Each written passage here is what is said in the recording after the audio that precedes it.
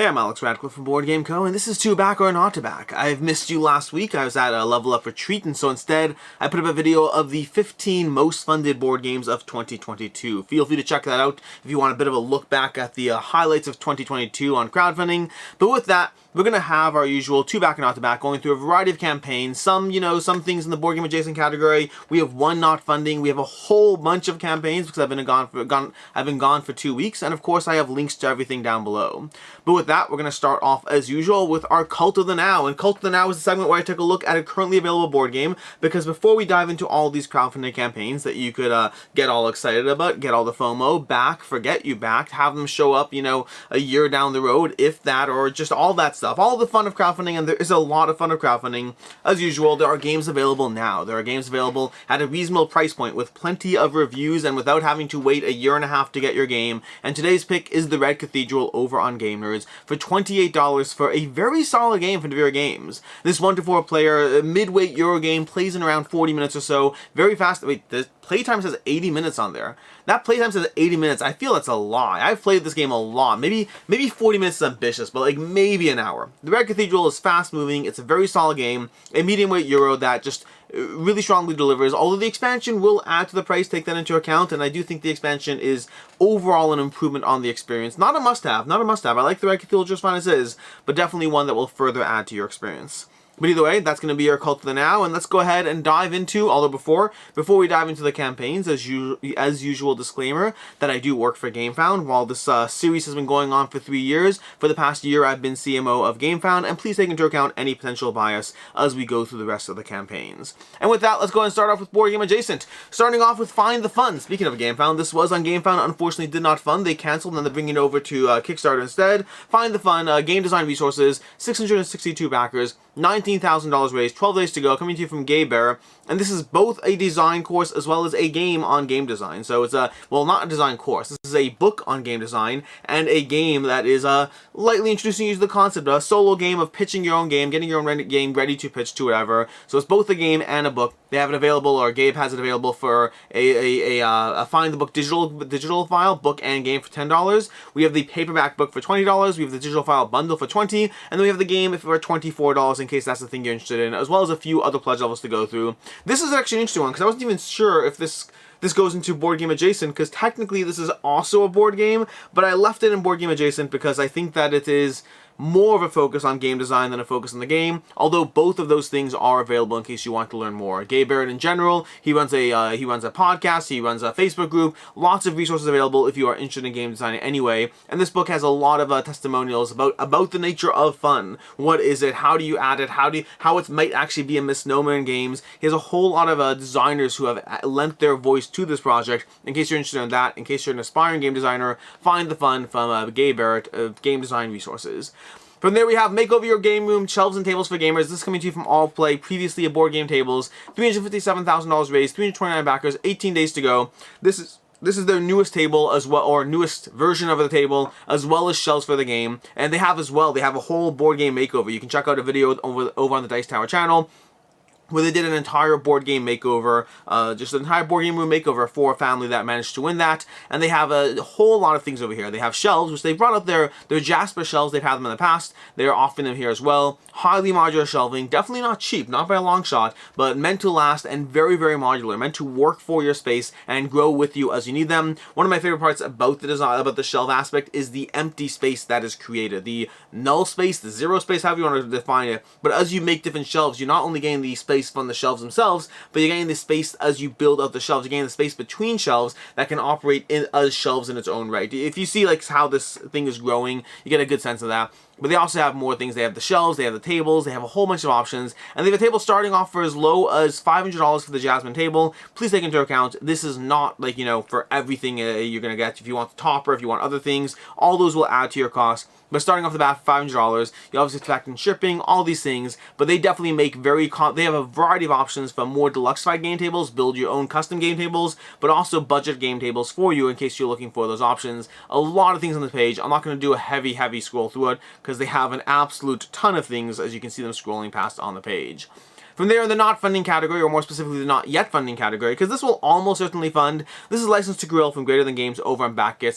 $17,881 raised, 304 backers, 26 days left. This will almost certainly fund. I'd be very, very surprised if it didn't. License to Grill is the newest game from Greater Than Games, bringing you a barbecue, a backyard barbecue kind of a polyomino system. You're going to be gathering various polyomino tiles in this game and trying to be mindful of what goes on what side of the grill. You're going to be placing the meat on the left, the veggies on the right, other assorted things in the middle, crossing those lines. You're going to be mindful of the temperature you want to grill them at, because this is a resource time, there's a resource management game, a polyomino management game, a time management game. There's a whole lot of things you're trying to juggle in this game, because you're going to be gathering these various pieces. You're going to try to spice them, pre-spice them before you put them on the grill, marinate them on the grill or whatnot, or marinate them before the grill, season them after the grill. You're trying to balance the time to try to find the optimal time for everything. You want to prepare them, but you don't want to leave them out too long. You want to put them on the flame, but not too long. The higher the heat, the faster they'll turn over. And you have limited actions as you try to juggle all this, and then ultimately put them down on your barbecue picnic over here, trying to get those various bonuses as you go through it. So basically, polyomino backyard picnic kind of situation as you grab whatever foods you need and make sure you take care and handle them as perfectly as you can throughout the course of the game. There's 2 pledge levels in this one. There's going to be a basic game as well as a deluxe version of the game. Again, not yet funding, should be funding soon though, I imagine, on that one. That's going to be a License to Grill from Greater Than Games. They do have some things over here where basically they had some concerns with shipping. Right now, this is only shipping to the U.S. I believe the U.S. and Canada, if not mistaken. They had some concerns with other locations that they're shipping to that they're still working through. They did not want to delay the campaign, but if you are someone who's backing or interested in backing this game from international in any way, well, not international in any way because Canada is included, then they are looking into adding that, and they said they'll add it in either during the campaign or alternatively they'll add it at the whenever they find it. Whenever they have the information, they're going to add it, possibly post-campaign in their late pledges or the updates, so you can follow along and stay tuned for that. But that's License to Grill from Greater Than Games. And then from there we have a quick word from our partner Mint Mobile, where you can currently get premium wireless for just $15 a month. Mint Mobile reached out to me to partner with me several months back, and I had already been on their plan for a few months because I bought the holiday sale in December or whatnot, and I've been on their plan and enjoying their service. I managed to drop from like $50 a month down to $15 a month. I'm currently on their 5 GB a month plan or whatnot. I chose the lowest plan because at the time it actually was cheaper, and that's all I use. I don't use a ton of data. But right now they have all their plans on sale for $15, which means you can get even their unlimited plan, which is usually $30 a month. You can get it for as low as $15 a month. This is a plan where I do highly recommend. I've been, like I said already, I was using it for several months before they ever reached out to me, and for me, they have like the nation's largest 4G LTE network. You can switch your plan in 10 minutes or less, and I say that as somebody who did switch my plan in 10 minutes or less. Genuinely, if you're looking for a wireless service, if you're looking to save money on your wireless service, I highly recommend Mint Mobile. I think they do a fantastic job, and I just think you'll save money. I think you'll save money. It's worth checking it out, and please make sure to use my link down below so that they know I sent you, so you can get this deal. That's gonna be Mint Mobile premium wireless for just $15 a month. This is a temporary offer right now. You'll always be able to get cheap mobile, cheap wireless from them, but right now they have all their plans discounted even further, so you can save more money. And from there, diving into the actual campaign, starting off with Hamlet by the Lake, which is an expansion to, well, Hamlet. 6,400 backers, $272,000 raised, 54 hours to go. Hamlet by the Lake is going to be adding little triangle little tiles to your Hamlet experience as you build out the town, as you build out the village. In Hamlet, you're working together to build that central church, and you're going to be trying to gather resources, build buildings, convert resources, doing all that. This is the follow-up to that campaign. But now they're adding a few things. They're adding one of the big things they're adding is going to be the addition to these lake tiles. These lake tiles, as well as fishing in the lake. So whenever you create a gap as you play, so if we scroll down, they actually have a pretty over here. So whenever you over here maybe. So over here, perfect. There you go. So whenever you enclose an area such that you're creating an empty gap, you're going to add in lake tiles as well as fish, and then you can have your workers catching the fish from those lake tiles as you go through it. Then be adding that as well as other things in the expansion over here. So they're basically taking Hamlet and they're adding more to the experience, and they're also adding some upgrade kits as well. So there is an upgrade kit for the game, giving you slightly better graphic design on some of the tiles, as well as a new wooden church, things like that. That is available for €5 for those who want just that as opposed to anything else. But then additionally, you have Hamlet by the Lake for €30 as well. We have the Hamlet Deluxe Edition for €55, and we have the all-in for €80, and that's going to be giving you the game over here. And you can get the game at retail if you want, but the deluxe version of the game that's currently on Kickstarter Kickstarter is, well, this is the deluxe version they had, and now they're rebringing it back, as well as bringing the expansion and deluxifying all of that as well. That's going to give you all these extra things. You know, we have the custom illustrated donkey meeples, the metal coins, the wooden church. I believe, if I recall correctly, the last edition had the, well, not wooden church, so slightly smaller, but it's more wooden now. We have custom printed fish tokens, custom printed variety tokens, the menu board, all these upgrades to basically take your experience and just make it more deluxified in the game. That's going to be Hamlet and By the Lake over here. As far as the should you back it, should you not, the short version is this game is very popular right now. It's possibly one of Mighty Board's more popular recent games that they've brought to the market. But that said, while there's a ton of popularity and overall demand for the game, if you actually look at the secondhand sales in this is one that hasn't done a great job holding its value. You can see copies of the game that sold for, you know, I can't remember the exact Kickstarter price, I looked it up beforehand, but they're selling for decently below that for deluxe versions of the game. So this is one where I would not expect you to, hold this value in case you're backing it, although your options are obviously getting the retail edition without those extras, or hunting out a copy on the secondhand market, or getting it on Kickstarter. But one where I would be skeptical that it would hold its value, even with the expansion and all of that, and that's Hamlet By the Lake.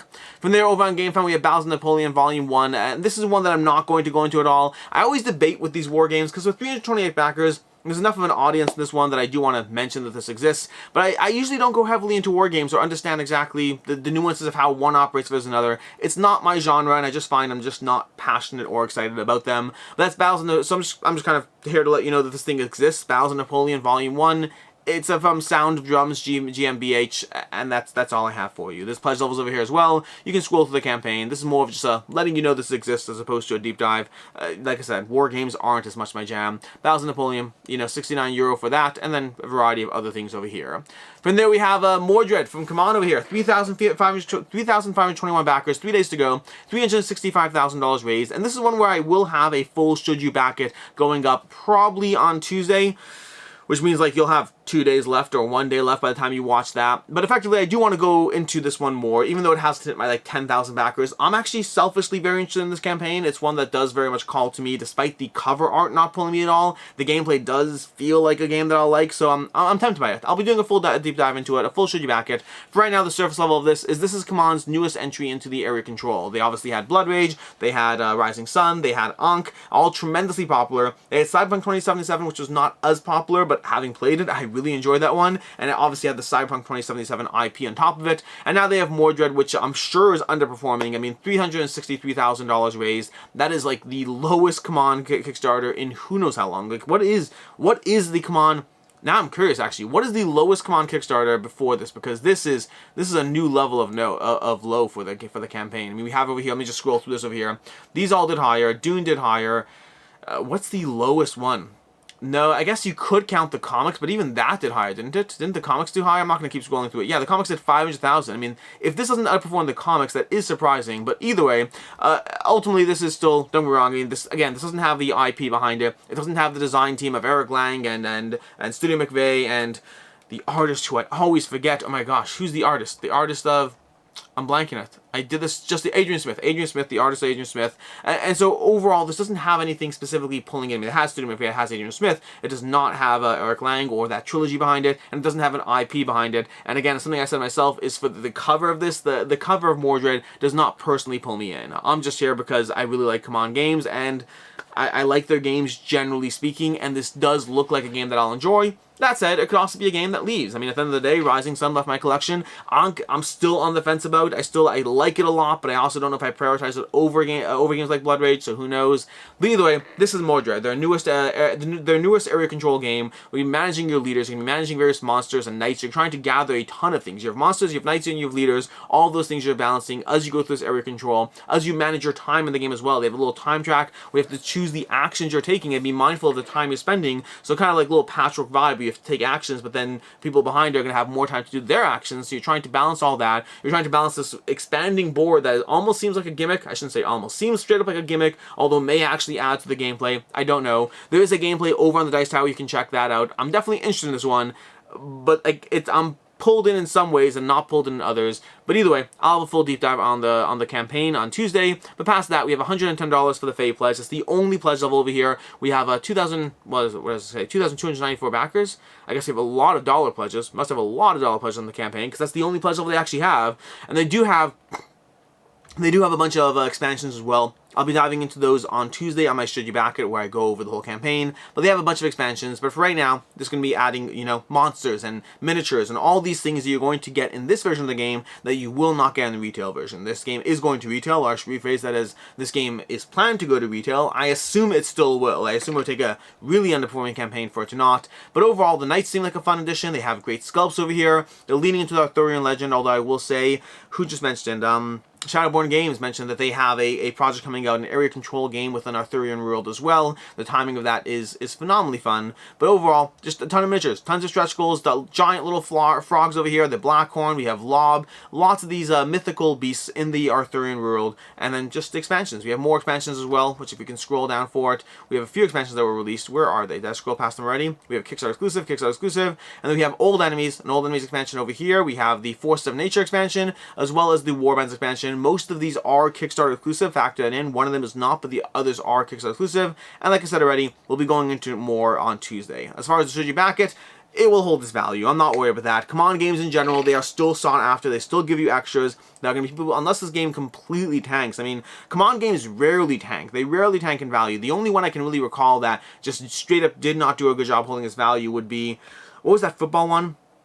They had like a football themed battle ball, whatever. I don't remember what it's called, but that's like, you have to go back quite some time to find a Command Games Kickstarter that did not hold its value if they brought actual extras along the way. Like, you have the side ones, you have things like Arcadia Quest Riders, which would be like, hey, here's 2 riders. I'm still confident this one will hold its value. I do not see that being an exception, despite it being one of the lowest Command campaigns that we've seen in quite some time. And with that, we have over here Sword and Sorcery's Abyssal Legends. This is going to be one of 2 giant dungeon crawling games that decided to come back to crowdfunding this week. The timing of it is fun. We have Sword and Sorcery, and we also have, darn it, I don't remember the other one. We have Sword and Sorcery, as well as Shadow, oh my gosh, what is it called? Here we go. Shadows of Brimstone.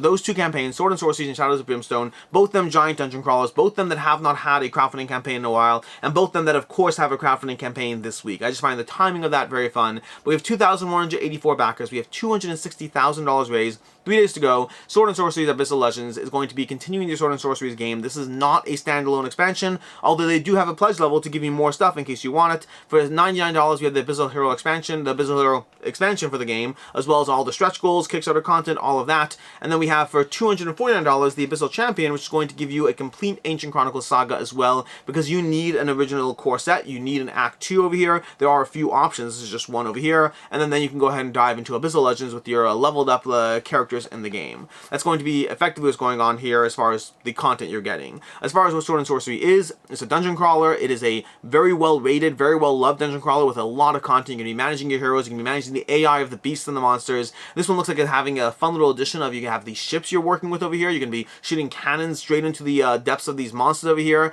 You have a character who has their own little revolver, which is a fun little addition for Sword and Sorcery. It's a very melee themed game, and the idea that, well, melee and like spell casting and all those fun things, but they have like a character with this own little revolver tool, which looks very fun, looks very interesting. And then the game itself, is just a well-rated game, and this is the expansion to that. And again, with these 2 pledge levels, $99 and then $249 for this over here.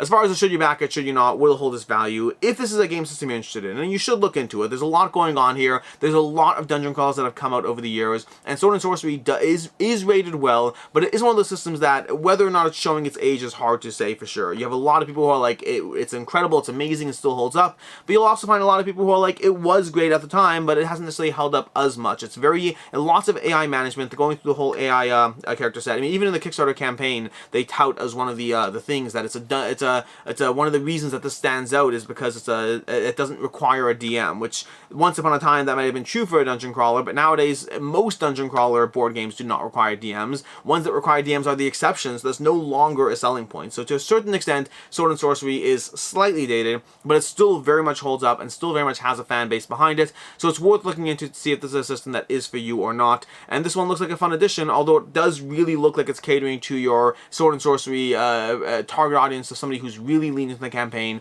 who is a hardcore fan of the game and who wants more content for that experience, less so than it's focused on somebody who's diving in for the first time wanting more. I mean, if you look at the backers over here, we have 160 backers diving into the Abyssal Champion, and we have 1,721 backers getting the new content, which really screams that this is a campaign catered towards their existing fan base more than anything else. As far as I should you back, I should you not. Short version is it likely will hold its value. Sword and Sorcery content, especially with the Kickstarter exclusive stuff, tends to do well on secondhand market. It's because of the fact that there are people who want all the stuff, they want all the extras, they don't just want it at retail, and there are a lot of stuff that are Kickstarter exclusive in this campaign, both that you can get from the new stuff, as well as if you're diving into one of the larger, older pledges. So I do expect it to hold its value, but definitely one that does seem to be more focused on an already a fan of the system, as opposed to somebody who's new to the system. From there, over on Gamefound, we have Serengeti Sanctuary by Spooky Tower Games, 254 backers, $10,000, 10,000 pounds raised so far, 5 days left to go. This is very much a family game. This is a family game, focused on family game. This is part of the Ravensburger contest of, you know, be the next family game, all that, the next big family game from Ravensburger. And this is basically Serengeti Sanctuary, which is not likely, it's a it is a set collection game, which you're going to be building out a central grid of 16 cards, and you're going to try to take 20 cards. The amount of corrections I've had in the past 30 seconds is astounding.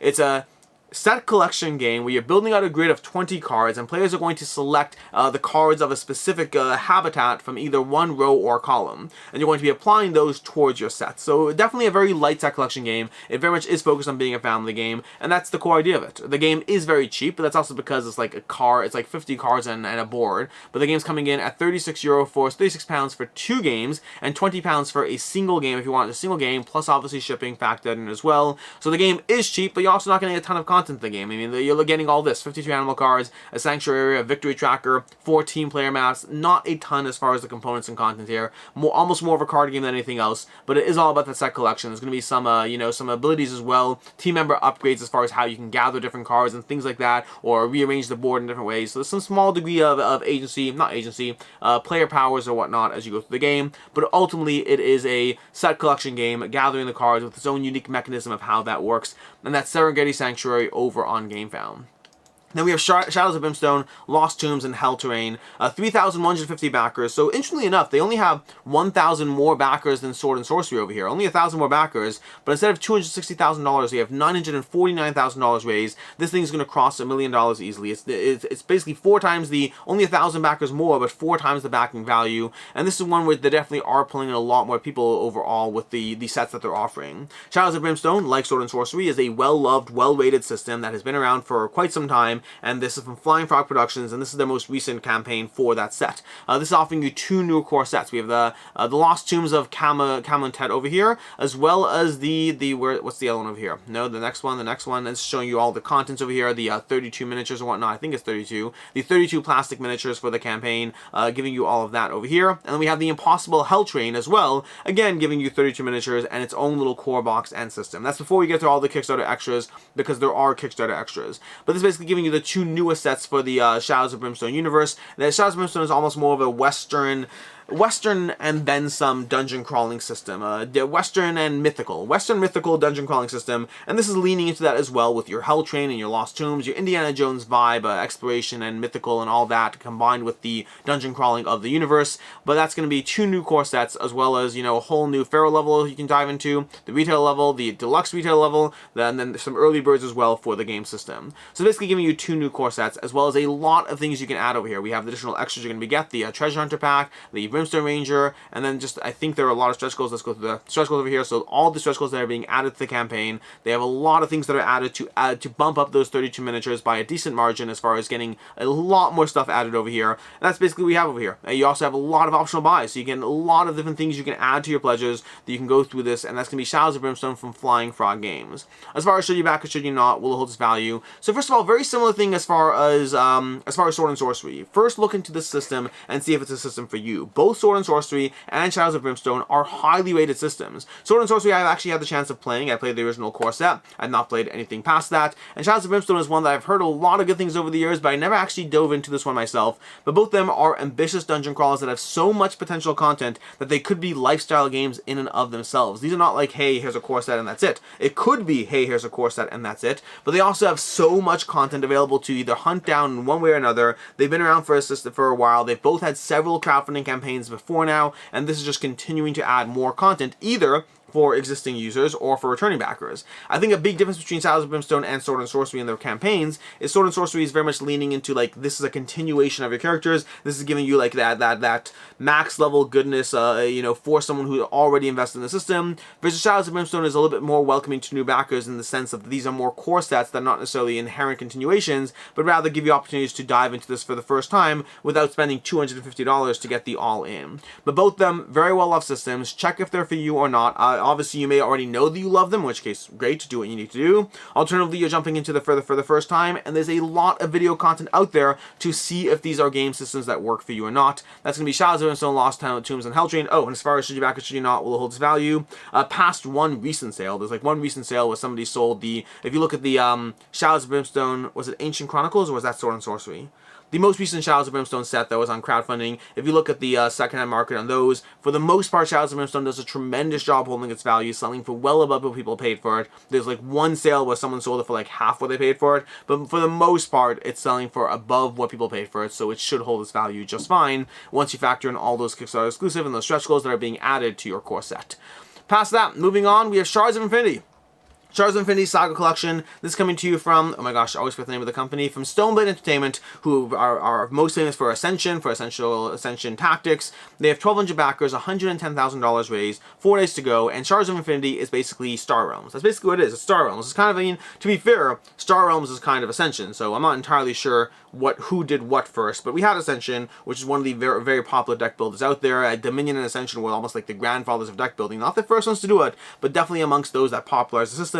Then we had Star Realms, which kind of took elements of Ascension and did its own little thing at the faction mixing, worked really well, very popular system from Wise Wizard Games, has done tremendously well and has spiraled off with its own offshoots. So we have Star Realms, we have Hero Realms that are very, very popular systems, we have Star Realms Legacy, just lots of things have been done with those systems. And then Shards of Infinity came along and kind of it became Star Realms, but again, Star Realms was almost Ascension, so a lot of just, you know, history or saga to this game system. But if you've played Star Realms, you've basically played Shards of Infinity. It's a deck building game where you're going to have your starting cards, you're going to have your 80 market cards or whatnot, and then you have a degree of faction matching. I believe it's called Unify, I think is the key word, where when you play cards in the same sets, you're going to double your abilities or power up your cards further and further. But it also adds this kind of infinity tracker. You're going to be, I can't remember the name of the track, but you're basically trying to level up certain tiers so that as you play cards, you can benefit from like, oh, I have 10, I have 20, I have 30, and have stronger effects on your cards. So basically, just playing cards, deck building, have some cards stay in play, mix and match your powers, a very fast-paced game, works best as a two-player head-to-head, but works well at higher player counts as well, and different modes. They also have the expansion, I can't remember if it's expansions or base game, but they have a solo mode, they have a co-op mode. They basically have, I think they have 4 different games in this universe. They have 2 cores and like 2 expansions, all mixing together, giving you a decent amount of Shards of Infinity content. As far as the Saga Collection over here, the Saga Collection is both giving you fun new stuff for the Shards of Infinity universe, and also ruffling some feathers because of the way that it's being done. And I'm sympathetic to all sides over here, very sympathetic to all sides in this, but this is basically giving you a Shards of Infinity Saga Collection, and there's no real upgrade kit here. If you are someone who has a lot of Shards of Infinity content, you can either choose to buy it all again with the Saga Collection, or you can choose to just simply skip it because you already have all the content. And the Saga Collection, to be fair, is doing a few things. It's giving you a singular core box for all the content. Depending on which pledge level you can get a metal box, you can get foil cards, all those various upgrades, and it's also tweaking some cards in general based on feedback over the years, and so making some small changes to your original cards, while also adding promos, both the promos that have already existed until now, as well as new promos for the campaign. So it's kind of like 7% new content for the game in case you have all the stuff already, which means you 100% don't need this if you already have the Shards of Infinity content, especially if you already like it. But you might want the Shards of Infinity content because inherently if you have all the content, you are probably already a big fan of the system and kind of want it all. And I'm sympathetic to all sides, primarily because of the price point of this. I mean, the price point of this is $59 for the Saga Collection, meaning effectively they have to figure out and put together, manufacture an upgrade kit, which I am always sympathetic to people who have backed the system, because the people who are being punished the most by this existence, punished is a very strange term in this kind of genre. We're talking about board games here, and a board game that didn't need to exist at all, but the people who are punished at all by this new content to a certain extent content are those who are the biggest fans of the system, who have invested the most into already getting that content. But I just can't imagine it's worth Stoneblade's time to really put together an upgrade kit for something that is a fairly affordable game as it is. We're not talking about a $300 game with an upgrade kit. We're talking about a game that, I mean, the retail price on those games, if you wanted to buy the other stuff in Miniature Market right now, it would cost like $45, and you've enjoyed it until now, you've benefited from it until now, and you certainly do not need the Saga collection. So it's ruffled some feathers that way. And then the second way it's ruffled feathers is the fact that the Saga collection is $59, but then over here for $99 you have the Saga Mastery Edition, which gives you foil card treatment to all the cards in your set, which looks very cool, but it also comes in a metal tin. And at least from what I can gather from the comments, not everyone, but it seems a lot of people in alignment with my own personal opinion, which is foil cards, that could be cool. Metal tin, that's hot garbage. I have never once liked a metal tin that I got for any board game I've ever had. I reluctantly put up with metal tins. It is not an upgrade, it is a downgrade for me. And for me, I mean, I like Shards Infinity, by the way. I hope to have a review up on Shards Infinity. I was hoping to have one up. I've had the game for a while. I've played it a lot. I was hoping to have a review up this week before the campaign ended. Sadly, I do not think that will happen, but I'm hoping to have a review up before the late pledge. So if you are interested in Shards Infinity, you want my opinion on it, again, I like it. It's a simple, fast-paced deck-building game. It's a good time. I do recommend it, and I kind of intend to buy the giant, foil, because I only have the base set. I don't even have all the expansions, so I'm kind of tempted by the giant foil set, but I'm not getting a metal tin. I refuse to pay for a metal tin. That is a downgrade for me, although there is at least one person who wants the metal tin and not the foil card, so if you can coordinate with that person and pay a lot of extra money in shipping, you can both make each other happy by buying those various sets and swapping the things. Either way, that's Shards Infinity, the Saga collection over here, over on Kickstarter, $59 or $99. Now you could also go to further pledges if you want to add sleeves, or if you want to go all the way up to crafting your own character or things for $2,000. So lots of options there as well. That's going to be Shards Infinity from Stoneblade Entertainment over on Kickstarter. As far as should you back, should you not, will it hold its value? I'm skeptical it will. Again, the basic game you're getting over here, you're getting their revised edition. You're paying $59, but you're also paying $20 shipping on this one, which means by the time you're done, you're paying $79, and if you want to go on Miniature Mart, well, some of the things are out of print, so it's hard to say, but the retail value of these games when they were in print was around $45, and you'd have to pay around $75 to get them, plus the promos, sure, and plus the tweaks, so you are getting all that, but this is a smaller deck builder. It's not, these things don't do as well at holding a value. I do think this is the easiest way to get it. If you are interested in Shards Infinity, I think the price point is still reasonable enough. I mean, even once you factor in shipping, you're still talking about $70 for like 2 games, plus the expansions, plus the revised content, all of that for a very solid deck builder. It depends on what you're looking for your collection, but I am skeptical overall that it'll hold its value, even though I do recommend the game itself. Moving on, we have On the Underground Paris in New York over on Gamefound, €20,000 for this one, and if you're like, wasn't this on Kickstarter? The answer is yes. Yes, it was on Kickstarter. They address this over in the FAQ, but effectively they cover that, hey, as far as, European stuff or international things, Kickstarter is not compliant with various VAT tax laws, and so in order to protect themselves, to protect the backers, they did not offer, when this was on Kickstarter, they did not offer it internationally because they just wanted no liability on themselves or the backers in any way, shape, or form, and so they just held off, and they are relaunching this over on Gamefound, specifically to gather that international market that they were missing out on Kickstarter. That's the short version. If you are a US backer, you can still back this on the Gamefound. You still can back this. It's just the main reason this campaign exists is to make it available to those who wanted it. Actually, I shouldn't say that. I think you can back it let me see shipping. I should double check that. I'm 90% sure you could back this. Why back now? Shipping. Where's the shipping over here? Fulfillment.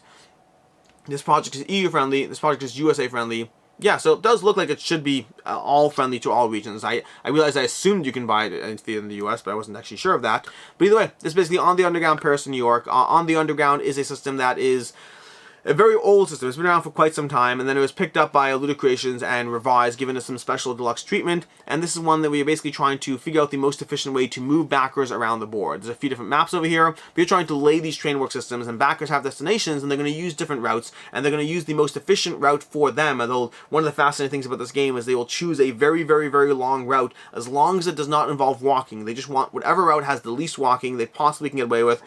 And then past that, they do prioritize distance as well, and it's going to reward the various people who built the networks as they go through it. So it's all about that passengers are trying to get different places, but being mindful of the networks you create along the way. Again, this game's been around for a long time. I played this game, the original version of the game, I played it well before I ever played board games, modern board game design, not before I played board games. Before I got into modern game design, before I got into modern board games, I played the original of this, and very strongly liked it. Have not ever played the Luddite Creations version of it, but it's just basically a prettier, a more deluxeified version of that, and you can go ahead and get the various pledge levels over here. This is going to be the deluxe pledge level. You could get this at retail. The deluxe pledge level does come with various extras over here. And again, this project was on Kickstarter. I already covered it there. This is just making that project friendly for Gamefound for European backers or anyone who missed the project the first time around.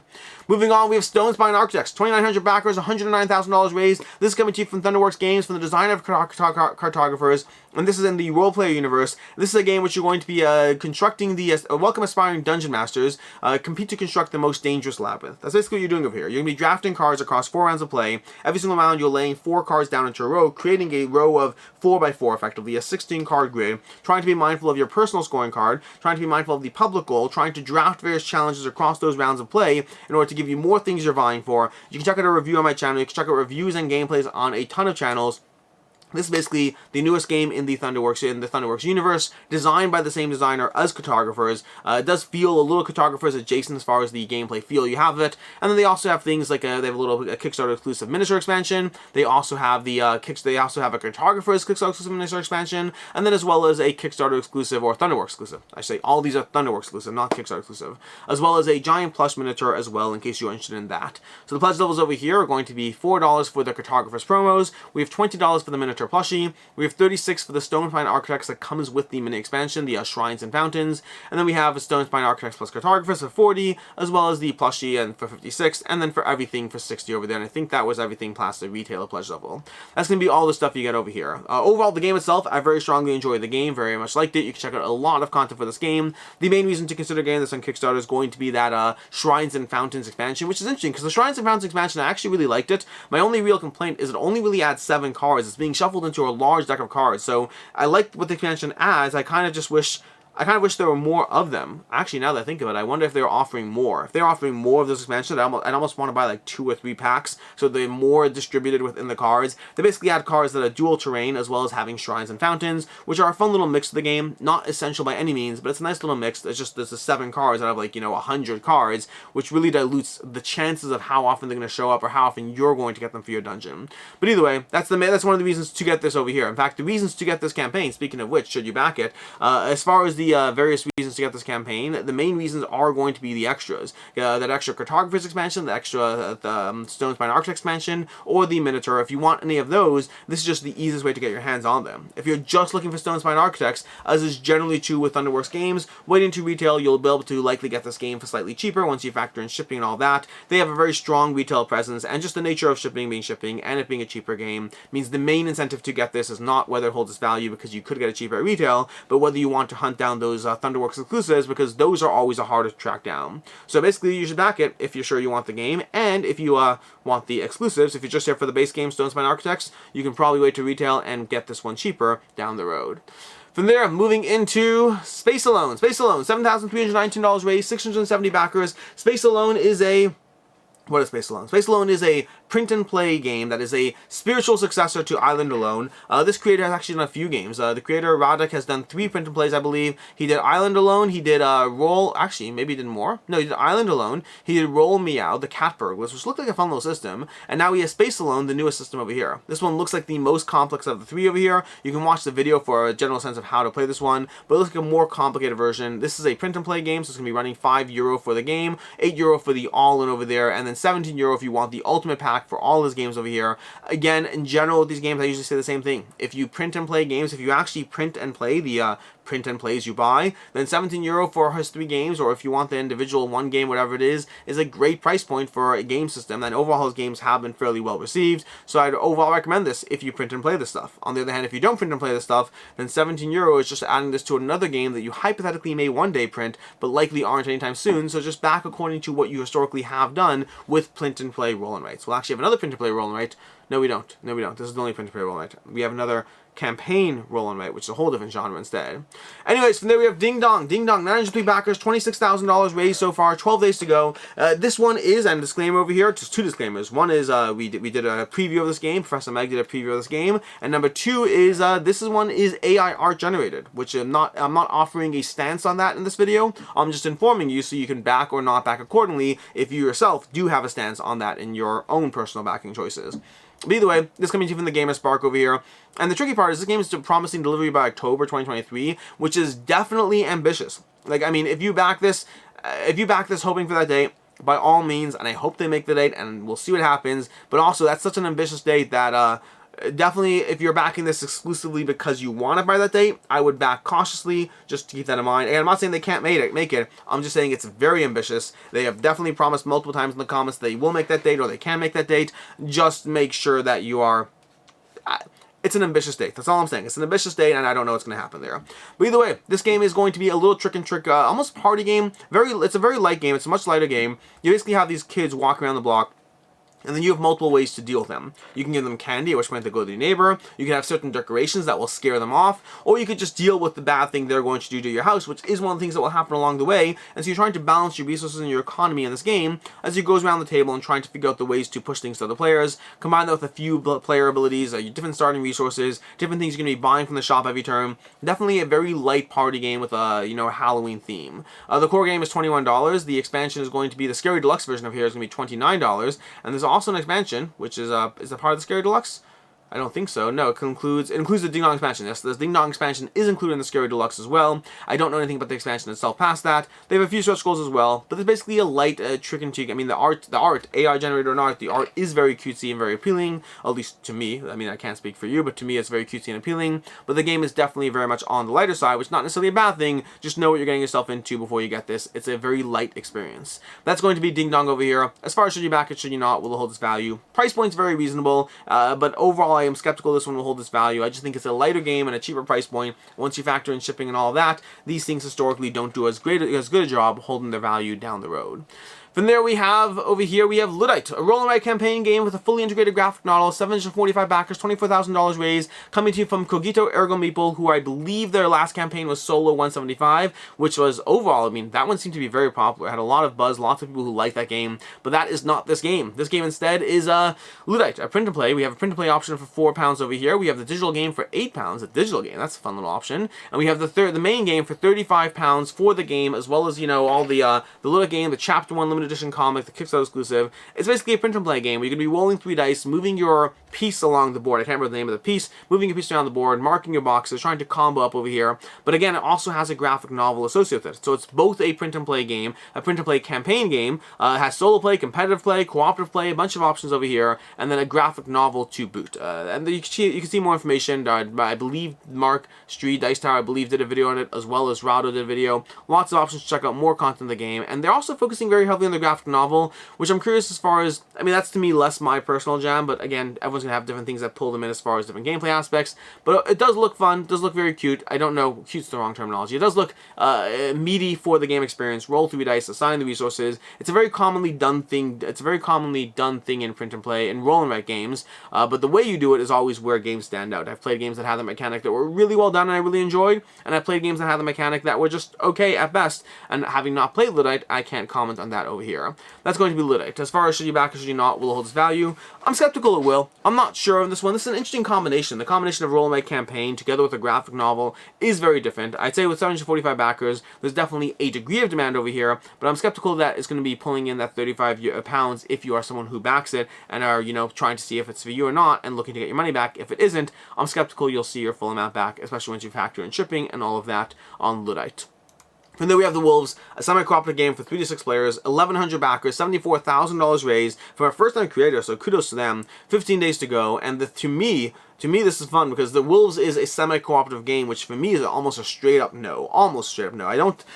I don't know if I have any semi-cooperative games in my collection that I actually really utilize and enjoy. I mean, I've played some that I've enjoyed more than others. Mission Catastrophe is going to be one that definitely stands to mind as being one that I enjoyed. But I find semi-cooperative games still always have the same problem, which is to a degree, I am incentivized to tank the experience once I'm not winning. Unless, of course, I'm just fine with you winning, but that's a whole different conversation.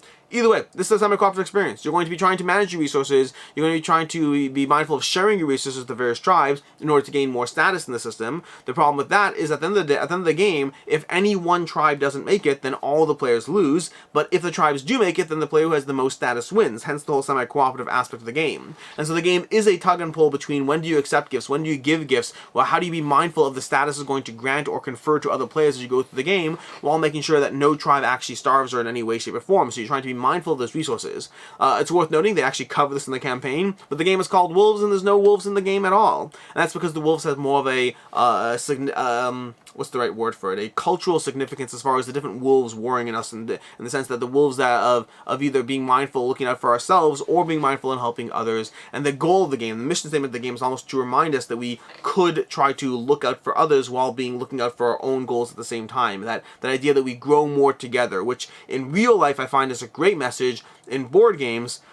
In board games, when I get to that point in a board game where I have to choose between letting you win or tanking the experience for everyone, I don't know. There's a gameplay. There's a gameplay on the channel. You can check this out. This is the problem with semi-cooperative. Marvel United is a great game. Marvel United Blue vs. Gold, if I recall correctly, I think that's what it's called, is a specific version of Marvel United that is semi-cooperative. And if you watch the gameplay, I have a gameplay with Devin on the channel where I play through Marvel United Blue vs. Gold, and we get to the end and I realize he is winning the game. I realize without a doubt in my mind that he is winning the game. And I have a choice on the table. You can see the choice. It's right there. It's in the moment. I can either tank the game and ensure that nobody wins, or I could thematically play the game and let him win. Because I'm not a sore loser and it's on camera, I let him win. But it takes the crunch out of the moment. It takes the crunch out of the moment. This is not meant to be a whole attack on the Wolves. The Wolves are actually doing phenomenally well. Very happy for them. It's just, to me, semi-cooperative. When you get to that moment where I have to choose to stop playing it optimally and just kind of lean into thematically, it could be fun, but it takes a little bit away from the experience for me, which has always been my personal problem with semi-coop. Either way, side tangents. But this is going to be the Wolves, $55 for the game, and then $110 for 2 copies of the game, one of which will be donated instead. So that's going to be the 2 pledge levels over here. So it's certainly not a cheap game, but also not crazy expensive. That's going to be the Wolves over from a first-time creator from Coyote and Crow Games. As far as should you back it, should you not, will it hold its value? Hard to know for sure on this one. I'm skeptical it will, but this does fall into one of those genres of games. Sometimes you find these games that are slightly more expensive, but they have a narrow enough printing and enough of an audience that they can work well. I still think that this one, I'm skeptical you'll get back your $55, especially once you factor in shipping and all of that. I could be wrong, but I don't think this is one that will hold its value. From there, we're down to 2 games left over here. 2 games left. We have Baron von Zom's Dice of the Undead, coming to you from...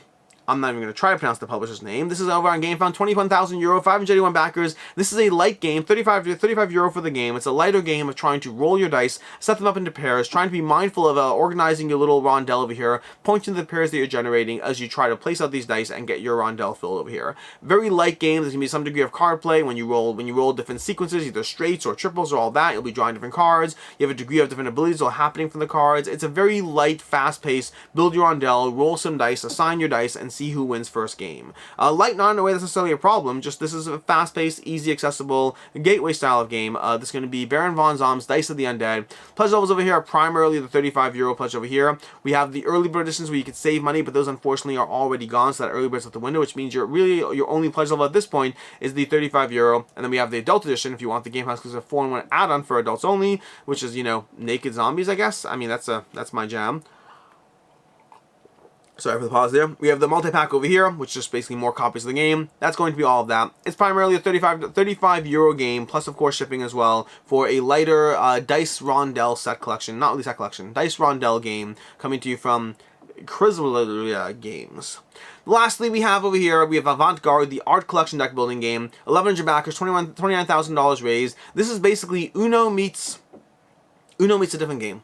Uno meets deck building. It's deck building Uno. That's what it is. This is Uno deck building. You're going to have a game. You're trying to be building cards, chaining cards based on playing something that's either matching the number or the color. If that sounds familiar, that's because that's Uno. But instead of having random cards and just, a random shared deck, you're going to be buying cards from a shared market, trying to add those. So it's basically Uno meets deck building in a game, combined with a fun little folding wallet that kind of just unfolds on the table, storing everything there for you, which is a fun little tweak, a fun little system as far as, accessibility and a cute little gimmick behind it. This is coming to you from Mary Flanagan, which is specifically, oh my gosh, the name of the company is something else. They've done a bunch of other games. Resonym Games.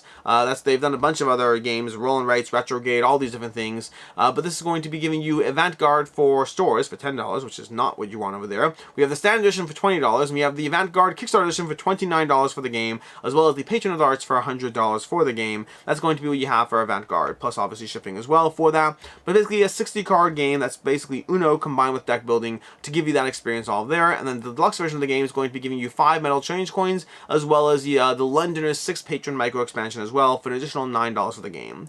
As far as should you back it, should you not, will hold its value. Short version, likely not on the holding its part. That's the nature of, the Resident Evil games in general. They've done a bunch of crowdfunding campaigns. Their games generally have an audience, but they don't necessarily have enough of an audience. But shipping is cheap on this one, so that's a nice little perk there. But overall, their games tend to be available in retail, and the $20 for the game, plus obviously $25 if you're getting that, and that's for the regular version. If you're getting the deluxe edition, you're getting those coins, the little micro expansion. This is one that if you're looking for those extras yourself, then by all means get it. If you're looking for just the retail, I'd recommend waiting until actual retail. And alternatively, if you're looking for whether it'll hold its value, I'm skeptical it will. Just their games in general haven't had a critical mass and following. They have their audience, they do decently, but they don't show up on the secondhand market for a larger price point for anyone who missed out on them. And that's going to be everything we have, which means it's time for our picks of the week. Picks of the week in general, there's going to be 2 picks of the week, as usual. They always are. The first is going to be the pick of the week, the value pick of the week, the game that I think is most likely to hold its value, and that one is going to be Come On Games Mordred over here. That's the wrong one, that's Come On Comics. Come On Games Mordred over here.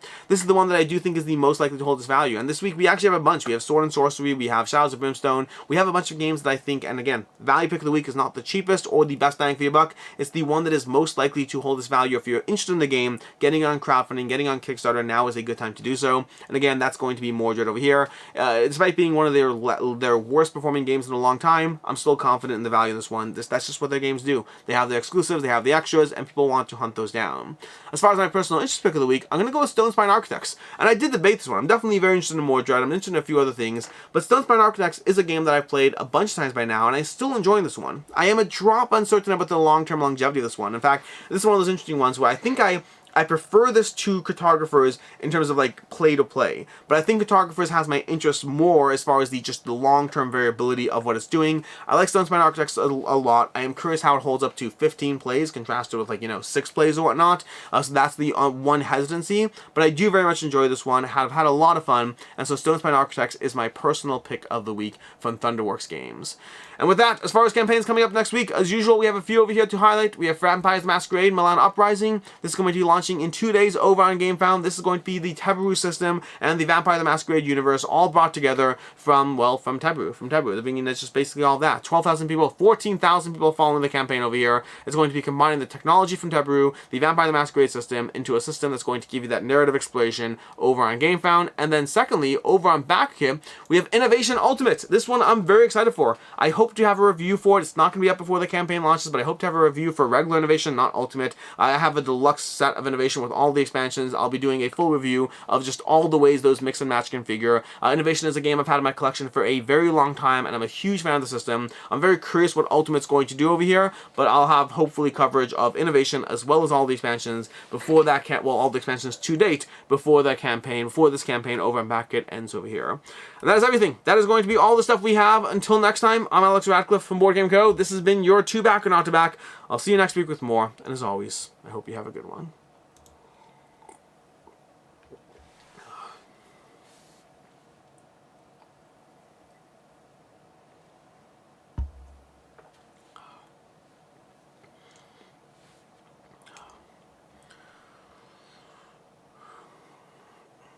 I bought the world's worst thesaurus yesterday. The world's worst thesaurus. Not only is it terrible, it's terrible.